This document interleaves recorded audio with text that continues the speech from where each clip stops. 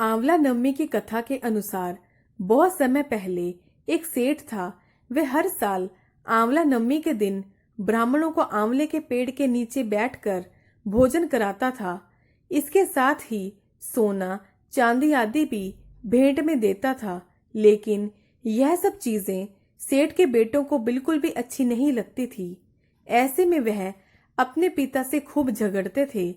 इन सब चीजों से तंग आकर सेठ से घर छोड़ दिया और दूसरे गांव में जाकर बस गया। इसके साथ ही जीवन यापन के लिए एक छोटी सी दुकान रख ली। इसके साथ ही उस दुकान के आगे एक आंवले का पेड़ लगाया। भगवान की कृपा इतनी हुई कि दुकान खूब चलने लगी।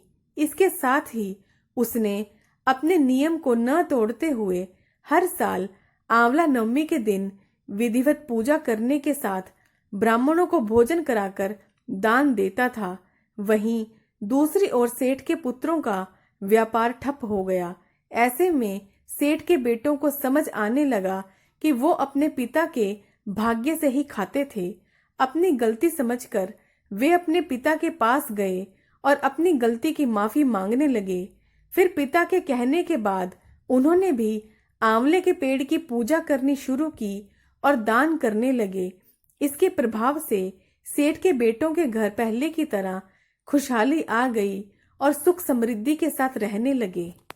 ऐसे हुई थी आंवले के पौधे की उत्पत्ति। बीज से नहीं बल्कि आंसुओं से हुई थी आंवले के पेड़ की उत्पत्ति। ऐसे प्रकट हुआ था आंवले का पौधा।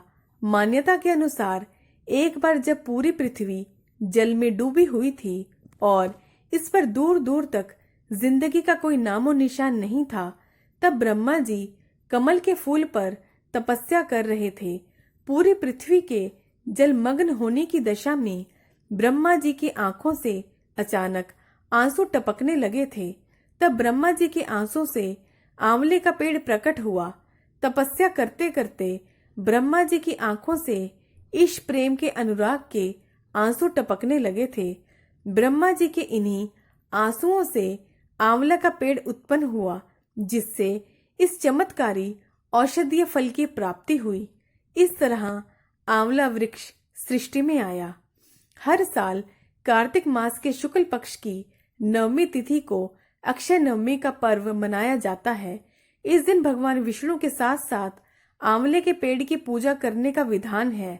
माना जाता है कि इस दिन आंवले के पेड़ की विधिवत पूजा करने के साथ सपरिवार पेड़ के नीचे बैठकर भोजन करने से सुख समृद्धि की प्राप्ति होती है और हर रोग दोष और भय से छुटकारा मिल जाता है।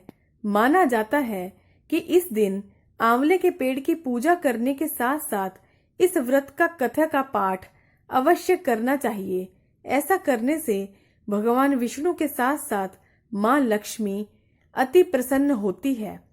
दोस्तों, आपको मेरी वीडियो पसंद आए तो वीडियो को ज्यादा से ज्यादा शेयर करें, लाइक करें। चैनल को सब्सक्राइब करना बिल्कुल भी ना भूलें। आपका बहुत बहुत धन्यवाद।